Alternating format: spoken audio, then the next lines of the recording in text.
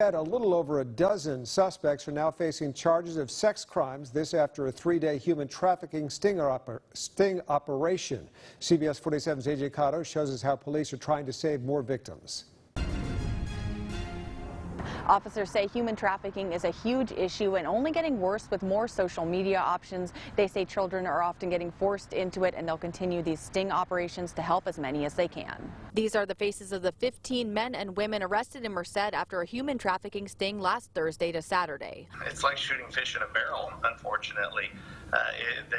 We put it out an ad, and they just immediately start responding. Undercover officers at 3 different hotels hopped on various websites, posting and responding to ads, attracting both Johns and pimps, hoping to save some victims forced into the sex trade. Sergeant Daniel Dabney runs the Disruptive Area Response Team, or DART. He says one of those victims was a teenage girl. She had been trafficked all throughout the various counties between here and Visalia. So, it's a sad situation.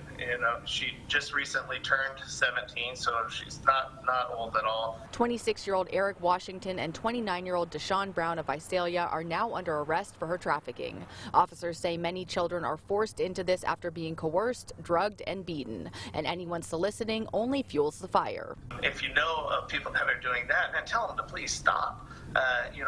As they support prostitution, they're supporting the abuse of young women and men. The Merced County District Attorney's Office, Homeland Security, and Department of Justice assisted with the operation, and Dabney is asking others to join the fight too. These young children are being abused, and it could be your neighbor. So if you see something, say something, and we appreciate that, and we'll do our best to try to save a life.